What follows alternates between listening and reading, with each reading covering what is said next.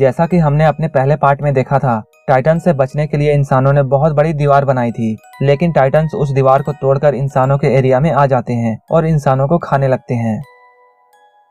इसके बाद इंसानों और टाइटन्स में फाइट होती है। एरिन और उसके दोस्त टाइटन्स के बीच में फंस चुके थे। उस वक्त सिटी सीमा आकर इन लोगों को बचा लेता है। सिटी सीमा के साथ मिकासा भी होती है, लेकिन मिकासा एरिन पर ध्यान नहीं देती है। टाइटन से लड़ते हुए इन लोगों के पास एक्सप्लोसिव भी खत्म हो चुकी है। एक्सप्लोसिव के हैवी ब्लास्ट से भी टाइटन्स को कुछ नहीं होता है। इसके बाद कोबाल इन लोगों को यहाँ पर मरने के लिए छोड़कर चला जाता है। ये लोग टाइटन्स के बीच में बुरी तरीके से अब फंस चुके थे। एरिन भी अब हिम्मत हार चुका था, लेकिन उसी वक्त उसे सिटी सीमा की बात याद आती है। सिटी सीमा ने कहा था, डर ही इंसान का सबसे बड़ा दुश्मन है। और तब एरिन अपने गुस्से को आजाद छोड़कर टाइटन्स पर टूट पड़ता है। वो उन टाइटन्स का बहादुरी से मुकाबला करता है और बहुत सारे टाइटन्स को मारने में कामयाब हो जाता है। लेकिन फाइट के दौरान मुकाबला करते वक्त उसका एक पांव टूट जाता है और एक टाइटन एरिन के फ्रेंड को पकड़ लेता है। सारे लोग एरिन के फ्रेंड को बचाने के लिए लड़ रहे होते हैं। एरिन अपने कटे पांव की वजह से हिम्मत हार चुका था, लेकिन वह किसी तरह हिम्मत करके उठता है और अपने दोस्त को उस टाइटन का खाना बनने से बचा लेता है। अपने फ्रेंड को बचाते हुए एरिन अपना एक हाथ भी गंवा देता है और आखिर में एक टाइटन उसे निगल लेता है। इसके बाद वह देखता है वह एक खतरनाक टाइटन के पेट में है और वो आहिस्ता आहिस्ता डाइजेस्ट हो रहा है। यह देखकर मिकासा से रहा नहीं जाता है और वो टाइटन्स पर अटैक कर देती है, लेकिन मिकासा की वेपन खराब हो जाती है और वो क्रैश होकर नीचे गिर जाती है। अब मिकासा भी एरिन की तरह मरने वाली थी और वही टाइटन जिसने एरिन को खाया था, अब वह मिकासा को खाने वाला था।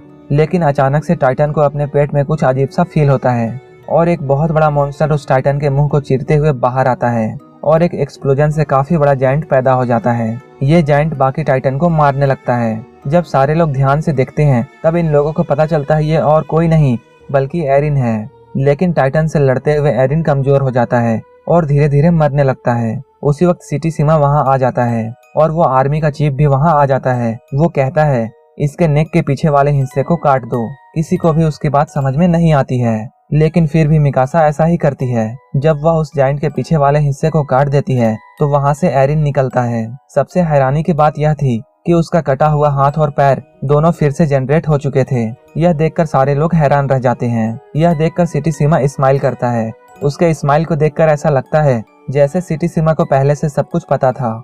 उसी वक्त हमें एरिन का पास्ट दिखाया जाता है, जहां हम देखते हैं एरिन के फादर एक साइंटिस्ट हैं और वो एरिन को एक इंजेक्शन देते हैं।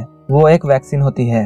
उस वक्त वो कमांडर भी एरिन के फादर के साथ होता है, लेकिन एरिन की माँ आकर उन्हें मना करती है। तब एरिन के फादर एरिन के माँ से कहते हैं एरिन बड़ा होकर लोगों की जान बचाएगा और यह वैक्सीन उसे दुनिया बचाने में मदद करेगा। उसी वक्त कुछ गवर्नमेंट ऑफिसर वहां आ जाते हैं। तब एरिन के फादर उस कमांडर और एरिन को एक रूम में छुपा देते हैं। उन गवर्नमेंट ऑफिसर में कोबाल भी शामिल था। जब इन गवर्नमेंट ऑफिसर्स को पता चलता है एरिन के फादर एक खुफिया ऑपरेशन में काम कर रहे हैं, जबकि आम लोगों को यहाँ पर किसी भी तरह की एक्सपेरिमेंट करने की मनाही थी, और इसलिए वो गवर्नमेंट ऑफिसर्स एरिन के पेरेंट्स को ले जाते हैं। साथ ही उनके एक्सपेरिमेंट को भी जला दिया जाता है और यही वजह था कि वो कमांडर एरिन को अपने बेटे की तरह मानता था। उस कमांडर को यह भी पता था कि एरिन एक दिन दुनिया को बचाएगा। जब एरिन की आंख खुलती है तब वह देखता है कि कोबाल ने उसे कैद कर लिया है। होश आने के बाद जब इसे बताया जाता है वह एक जायंट में बदल गया था, तो वह किसी की बातों पर यकीन नहीं करता है, क्योंकि उसे यकीन नहीं था कि वह एक जायंट है। लेकिन साथ ही साथ वो इस बात से खुश भी था कि वो इंसानों को बचाकर टाइटन्स को मार रहा था। लेकिन एरिन कोबाल के लिए एक खतरा था और इसी वजह से कोबाल ने एरिन को पकड़ रखा था। कोबाल का कहना था कि कोई भी इंसान कोई भी एक्सपेरिमेंट नहीं करेगा और जिस तरह से पहले हम दीवार के पीछे रहते आए हैं हमेशा उसी तरह डर कर रहेंगे। लेकिन एरिन ऐसा नहीं चाहता था और इसलिए एरिन कोबाल का दुश्मन था। लेकिन वहाँ पर वो कमांडर एरिन के फेवर में बोलता है। तब कोबाल उसे गोली मार देता है। मरने से पहले वह कमांडर एरिन को एक राज की बात बताता है कि कोबाल ही तुम्हारे पेरेंट्स का कातिल है। ये सुनने के बाद एरिन और साथी कोबाल के अगेंस्ट हो जाते हैं। उसी वक्त एक पावरफुल जायंट वहाँ पर आ जाता है और वो एरिन को पकड़ लेता है। सारे लोग उस जायंट को रोकने की कोशिश करते हैं, लेकिन कोई भी उसे रोक नहीं पाता है। वो एरिन के एक फ्रेंड को मारने वाला होता है, लेकिन मिकासा आकर उसे बचा लेती है। देखने में ऐसा लग रहा था जैसे यह जायंट मिकासा की बातों को समझ रहा है। इतने में वह जायंट एरिन को पकड़कर वहां से चला जाता है। इस फाइट में कोबाल मारा जाता है। अब ये लोग काफी परेशान होते हैं। इन लोगों को कुछ भी समझ नहीं आ रहा था कि क्या किया जाए।